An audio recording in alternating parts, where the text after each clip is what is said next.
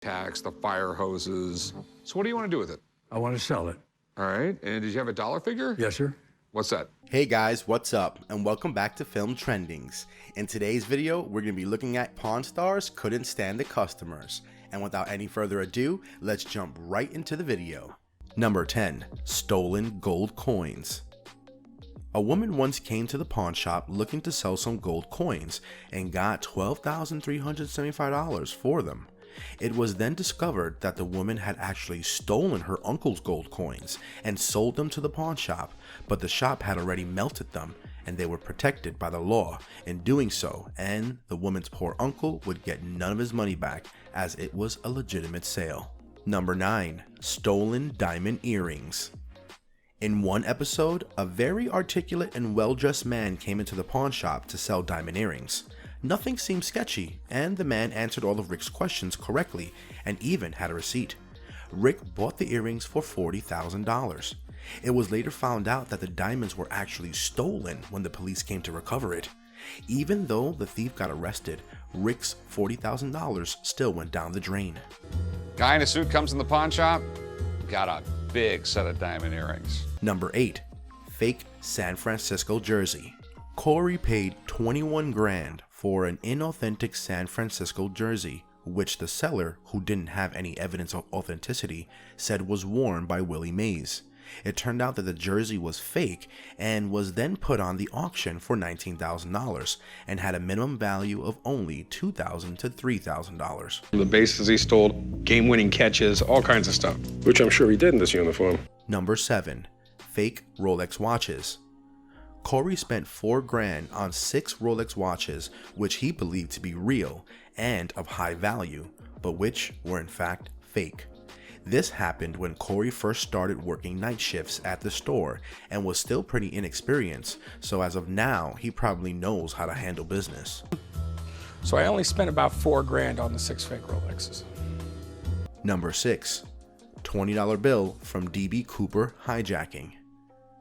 A guy once wanted to sell a $20 bill for $2,000, which was from the infamous DB Cooper hijacking that occurred in 1971.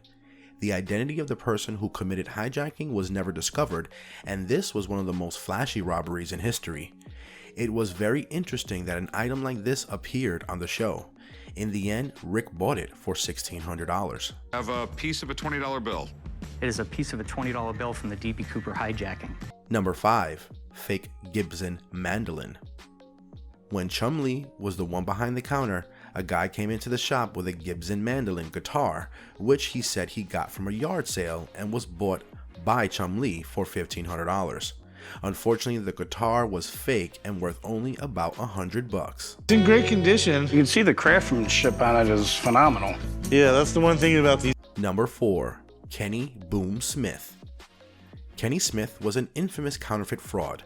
In one episode of the show, he tried to sell his counterfeit money machine and also counterfeit money to the store, but he was put behind bars as the US Secret Service had been tracking his movements, and his appearance on the show made it a whole lot easier for them to bust him.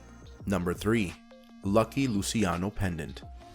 Lucky Luciano was an infamous Italian-born gangster who operated mainly in the United States. A guy on the show was willing to sell a pendant for $100 grand, which according to him belonged to Lucky Luciano. Unfortunately, he didn't have any paperwork for it, and Rick had to let it go. I was told it probably was manufactured in the late 1800s, but I don't have any way of proving that. Number 2. Richard Harrison gets duped. The old man was once hilariously scammed after he was presented with a project which he believed would let him do a charitable cause. However, he didn't know that in reality, his house would be used as a place to party by the motorcycle gang, and all the money raised would be given to the people who had issues with the law. Number 1. Vic Flick. A studio musician who boasted about working with music legends and notable singers, called Vic Flick, once came to the pawn shop to sell his 1961 Stratocaster, which Rick bought for $50 grand.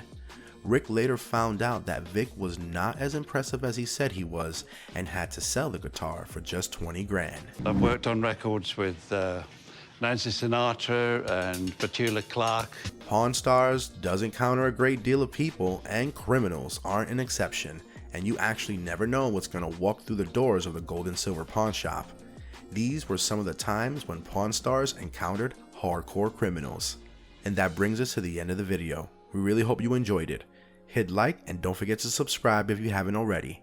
We'll see you soon in another video. Until then, take care and goodbye.